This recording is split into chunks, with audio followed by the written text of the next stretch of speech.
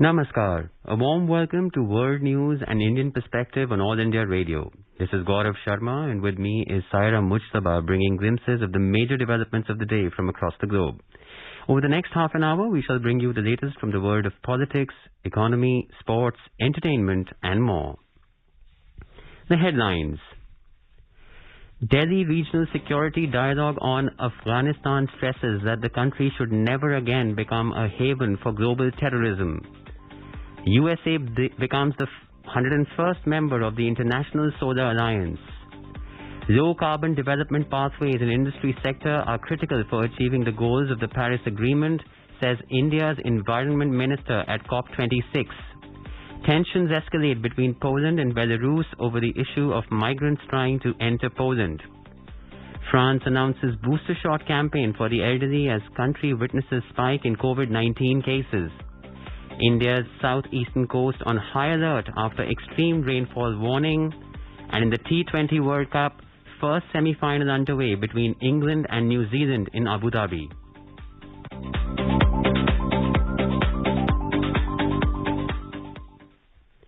As India created history by administering 100 crore vaccine doses against COVID-19, All India Radio salutes all the doctors, nurses, other frontline workers and all those who got vaccinated and made this possible. Even though the country has achieved this feat, we caution our listeners that the battle against COVID is not yet over. We appeal to our listeners to get fully vaccinated at the earliest and also help others get vaccinated. During the festival season, please follow these 3 simple steps. Wear a face mask, maintain 2 gaz ki duri for social distancing, and focus on hand and face hygiene. For any COVID-related information and guidance, contact the national helpline numbers 011-2397-8046 and 1075. And now, the news in detail. The Regional Security Dialogue on Afghanistan has emphasized that Afghanistan's territory should not be used for sheltering, training, planning or financing any terrorist acts. The meeting condemned all terrorist activities in the strongest terms and reaffirmed that their firm commitment to combat terrorism in all its forms and manifestations. This includes terror financing, the dismantling of terrorist infrastructure and countering radicalization. This is to ensure that Afghanistan would never become a haven for global terrorism. The dialogue, which was held on Wednesday in New Delhi in an expanded format, was attended by the National Security Advisors or Secretaries of the National Security Councils of India, Iran, Kazakhstan, Kyrgyzstan, Russia, Tajikistan, Turkmenistan and Uzbekistan. In his remarks at the event, the National Security Advisor, Ajit Dobhal, reiterated that India is keenly watching the developments in Afghanistan. This is a time for close consultations amongst us, greater cooperation and interaction and coordination among the regional countries. I am confident that our deliberations will be productive, useful and will contribute to help the people of Afghanistan and enhance our collective security.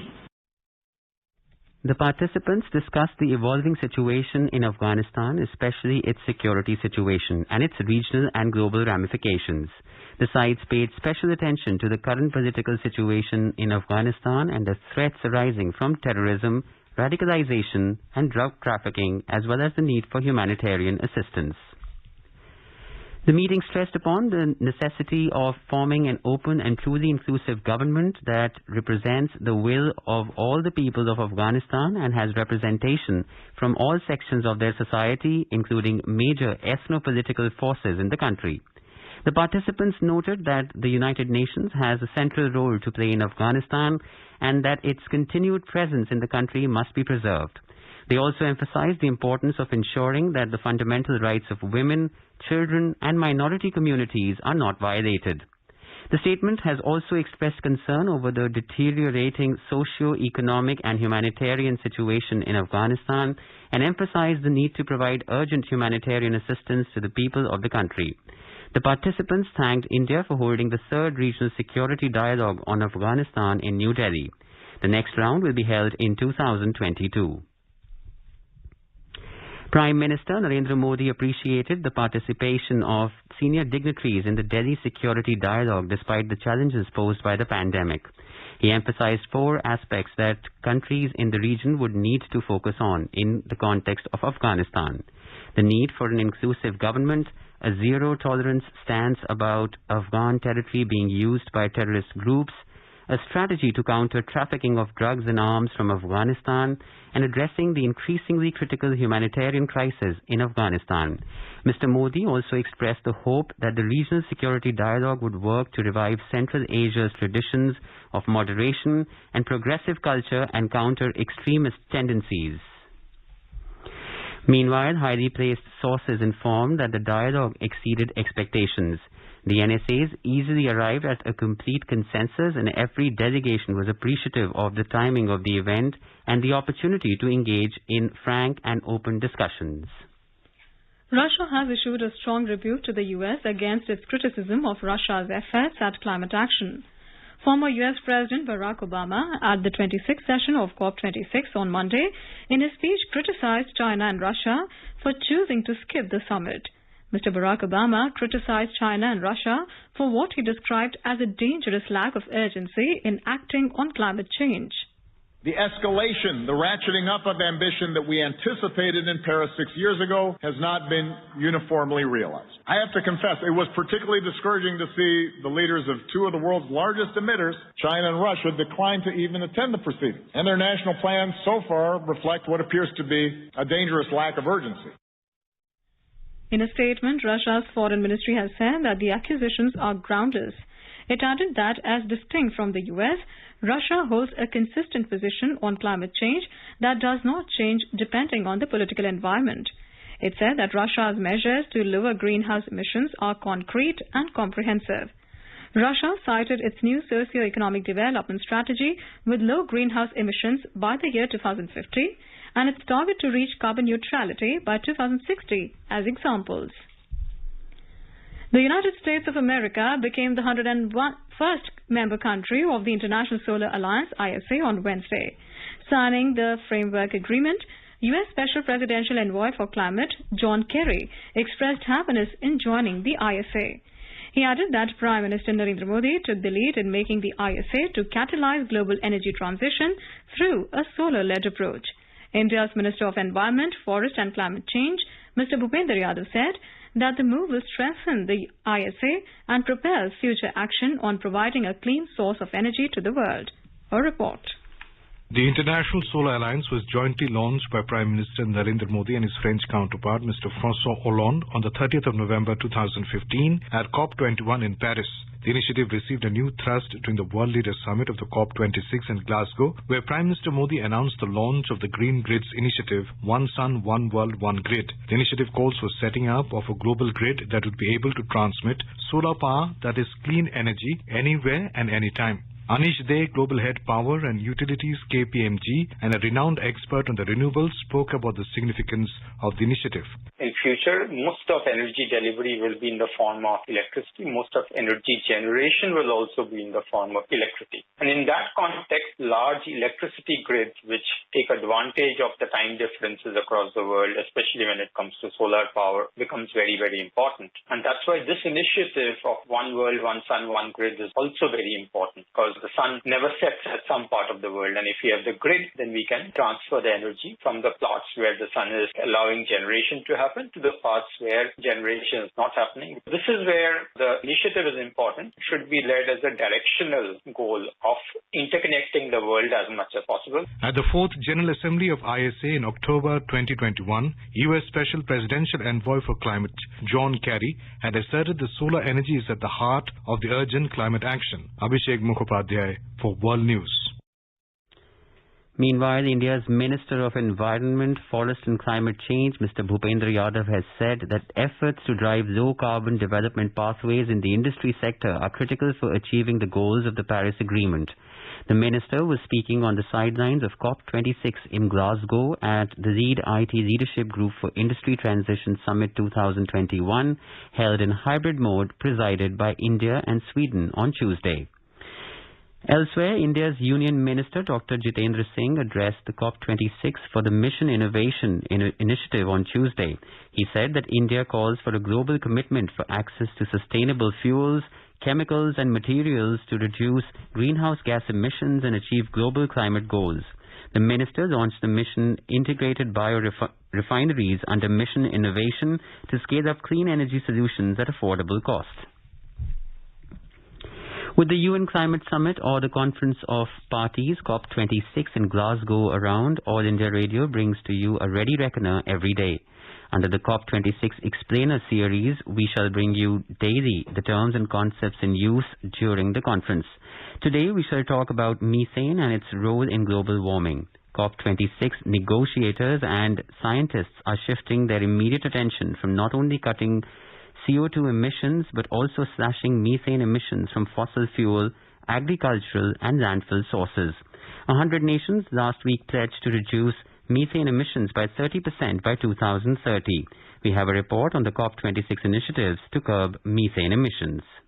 According to the 6th assessment report of the Intergovernmental Panel on Climate Change, the IPCC, methane, a potent greenhouse gas, accounts for about half of the 1 degree Celsius net rise in global average temperature since the pre-industrial era. Methane is 25 times more potent than carbon dioxide at trapping heat in the atmosphere. Oil and gas systems, livestock, rearing and landfills are some of the major sources of methane emissions. The Global Methane Pledge is an initiative by the United States and the European Union to reduce global methane emissions. The countries joining the Global Methane Pledge commit to a collective goal of reducing global methane emissions by at least 30% from 2020 levels by 2030. The Global Methane Pledge has the potential to cut down methane emissions, which is considered a low-hanging fruit in the efforts at limiting global warming to 1.5 degrees Celsius. Nishit Kumar for AIR News, Delhi. Tensions have escalated between Poland and Belarus over the issue of migrants trying to enter Poland from Belarus.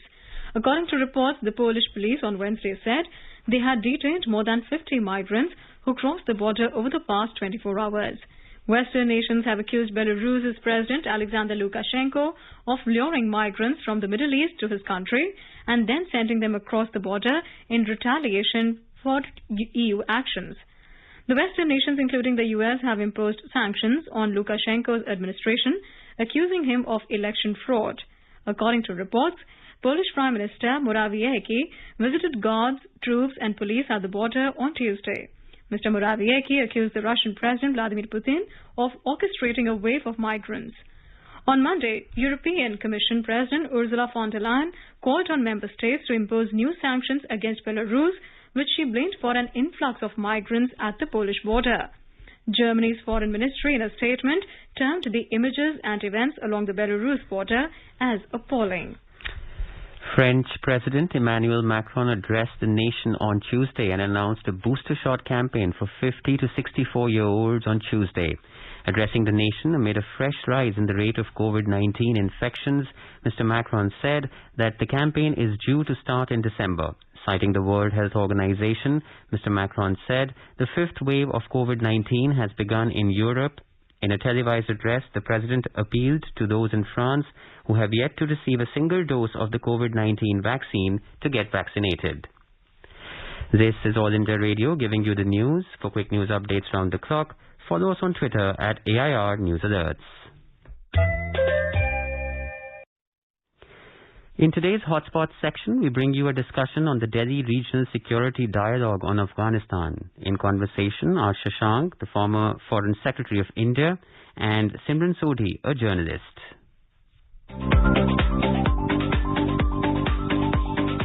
Ambassador Shashank, can you see this meeting which the Indian NSA hosted in Delhi and which had 7 nations in attendance, Central Asian countries and the NSAs of Russia and Iran in attendance?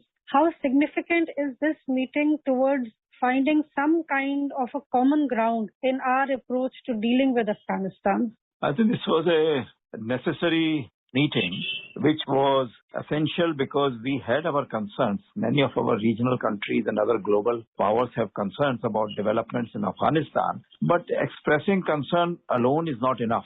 I think it's important that one is able to exchange views on them. The UN Security Council resolutions and other decisions adopted at various meetings are fully taken into account, and then we can see how far the Afghan government can be made more inclusive, how they adhere to their international obligations, because there is a definite humanitarian crisis which is looming there, and we would not like that to continue having, because instability in any part of South Asia is bad for the whole South Asian region. But Shashank, we also saw interestingly that while India had extended the invitation to both China and Pakistan, both of the countries declined to attend. While Pakistan, we see in the media reports we got initially, they declined to attend. China has said there was scheduling difficulties, that is why they have not been able to attend the meeting today. Do you feel that the absence of China and Pakistan today takes away some of the meat in the meeting? You're quite right. It's the beginning of a process, and we can see that Pakistan definitely is satisfied at the outcome in Afghanistan for various reasons. One is that their own influence in Afghanistan has increased tremendously. Secondly, they feel, though sometimes wrongly, they feel that it has given them very major stake in whatever decisions are made by international powers, so they can get something out of it. Second is that China has not outright said no, though they are going to attend some meetings in Pakistan after a day or so. But China at least has kept a cover of a fig leaf and saying that, well, there are some scheduling problems. But the point is that China has been as cynical about the developments in Afghanistan as other countries like Pakistan, who have tried to go along with the Afghan government and the instability there in order to somehow make sure that their own internal domestic interests are not hurt. And if they can come to an agreement with the Afghan government that they will not be affected, other countries may get affected in the region. Ambassador Shashank, we also saw that in the joint statement that was issued today after the meeting hosted by our NSA, it was made quite clear that the Central Asian countries, Russia, Iran, India, are all on the same page as far as making sure that Afghanistan is not used, or the soil of Afghanistan is not used for the purpose of terrorist activities. But we also have a counter narrative when we look at Pakistan and the Taliban nexus. And we have already seen that the ISI chief of Pakistan landed in Kabul earlier on. Do you feel that Afghanistan is in the danger of being used by Pakistan to promote terrorism, something they have been doing for a while now? And at the same time, we have this joint statement, this joint article of faith by India and the Central Asian, Russia, Iran, where they don't want this to happen. How do you see these two narratives playing out? A few years ago, about 2 decades ago, the same concerns had played in a way when the Northern Command in Afghanistan was supported by India, Iran and Russia to bring about some kind of inclusiveness in the government there in Afghanistan. Later on, America and the NATO powers thought that they could take care of all these issues much better. But what happened is that they depended on Pakistan as an intermediary, and while they kept telling us that they are going to take hold of the issues, but they were essentially leaving everything into the hands of the Pakistanis and their allies and the Taliban setup. So therefore, it's a very strange thing that it is not just the Pakistan and China, but many other countries, which have not been able to take a clear-cut view. The same situation also does not arise now, because we find that Russia also wants to hedge its bets. They are trying to take the similar view as China and Pakistan in order to have relations with the Afghan government irrespective of whatever composition, because they felt that they should not be, their own internal security concerns should be paramount. Now I think it's better development that the Central Asian states, India, Iran and Russia, they have come together. They have been able to put their views together, express their concerns, their expectations. And I think we hope that this will have some impact. We should try to find out what are the real needs of the Afghan people, like the humanitarian crisis which is brewing there, and whether some international assistance can be moved into Afghanistan through the UN channels or other international channels. Ambassador Shashank, you also said that both Russia and Iran also have their own interests as far as Afghanistan is concerned. Do you feel that the fact that Russia and Iran were in attendance today at the NSA meeting, would it be possible going forward for India, Russia and Iran, because Russia and Iran are major players in the future of Afghanistan just as China, Pakistan are? Do you feel that a common ground maybe can be achieved between India, Iran and Russia? You have posed a very important question, and I agree that India, Iran, Russia and the Central Asian states need to make their consultations even more intensive, because India has joined the Quad for the Indo-Pacific region and another Quad for the West Asian region. It's very important that while we are thinking in terms of regions a little bit away from us, but Afghanistan hurts the security interests, the drug-related interests, humanitarian interests in the region and affects India very much. So therefore, we need to bring about this relationship on a much more intensive platform. And I'm glad that a beginning has been made. I hope that this beginning will not remain only an initial thing where we should be able to carry it forward. Ambassador Shashank, how do you see the role of the U.S. today? We also see that the withdrawal of the U.S. NATO troops in Afghanistan has very quickly led to this deterioration in the situation. We are getting reports there's also a food shortage in Afghanistan, and in winters they are saying it's going to be a very big crisis as far as food is concerned. Where do you see the role of the U.S. today, and do you feel that the fact that U.S.-India have a strong bilateral tie, that could play in India's favor as India seeks to find its way forward in Afghanistan? Yes, I think the global scenario, and especially in Asia, has changed considerably. Russia used to be the major adversary for Americans, and so they always tried to make sure that whatever they do in Afghanistan or any part of Asia, Russia should be kept out. I think now they are finding that there are two enemies for America. One is China, the other is the terrorism, which may emanate from Afghanistan, may emanate from Pakistan, from wherever. So therefore, Americans have somehow found it possible to outsource the fight with Afghanistan, with the Taliban and with the terrorists to other countries, to the regional countries.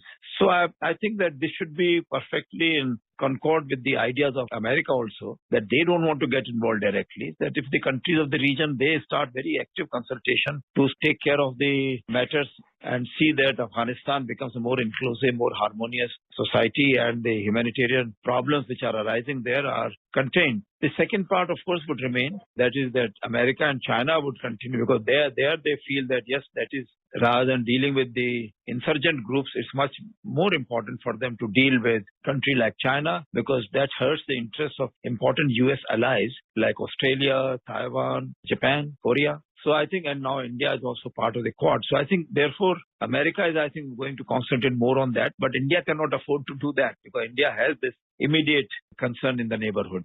Ambassador Shashank, do you also feel that the meeting that was held in Delhi today, such meetings also send a signal to a country like Pakistan that maybe its support of terrorism, especially from the soil of Afghanistan, will probably not be tolerated, not just by India, but by now a larger set of group of countries?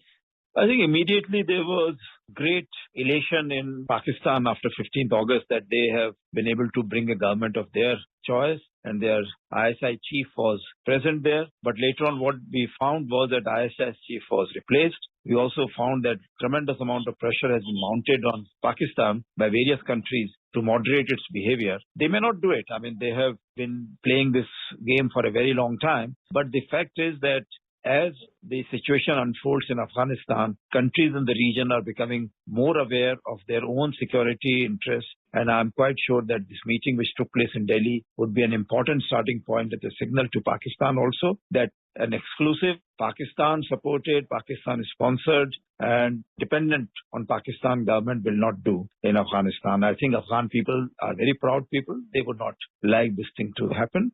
Ambassador Shashank, just briefly, if there were 3 points that you would think India needs to focus on as it moves forward with a roadmap on how to deal with the evolving situation in Afghanistan, what would you say would be those 3 focus areas?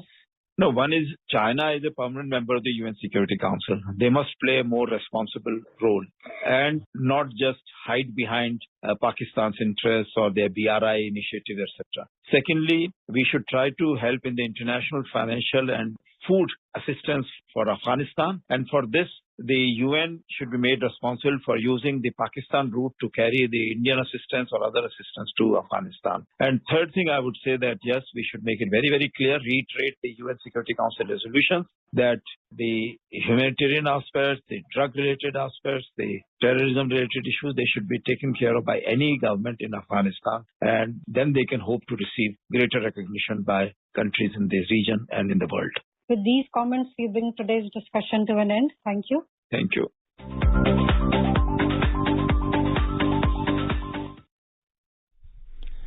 The low-pressure area prevailing over southeast Bay of Bengal is expected to turn into a well-marked low pressure and concentrate into a depression over southwest Bay of Bengal over the next 6 hours.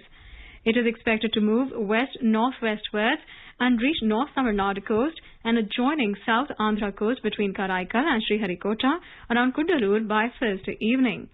Our Chennai correspondent reports that the coastal districts have been put on high alert.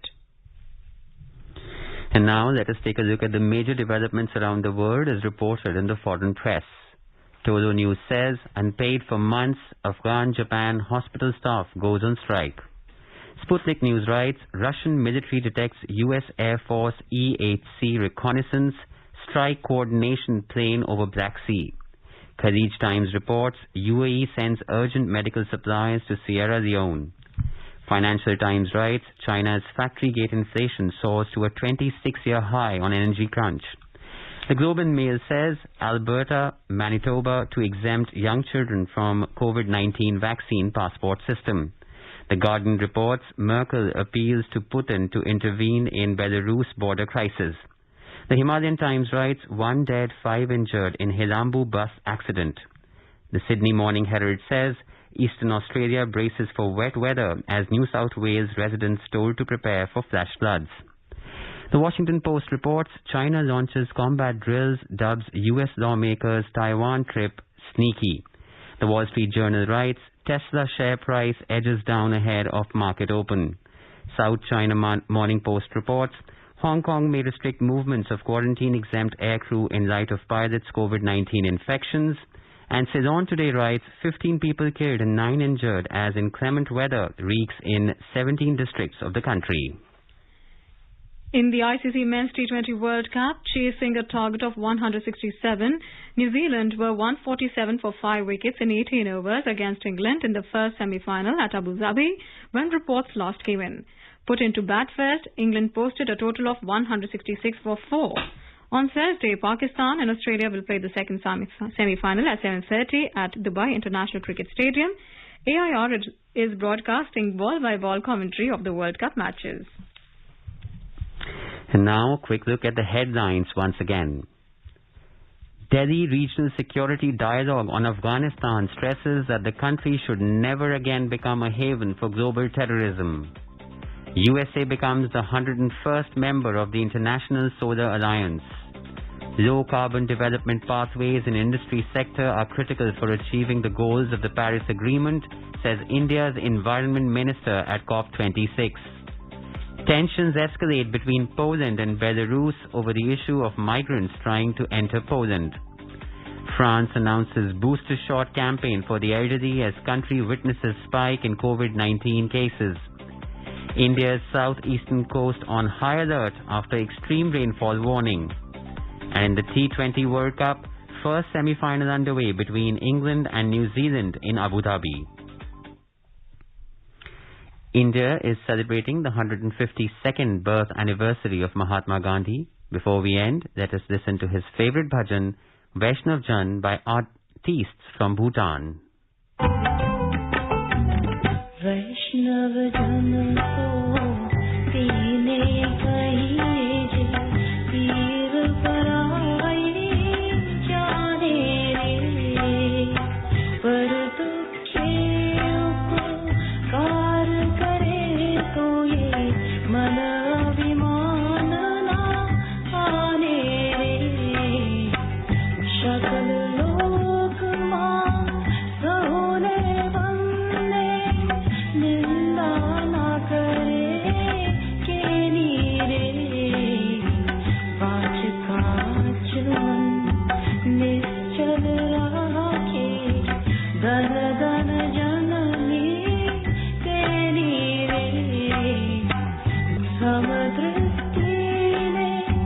Krishna Tyagi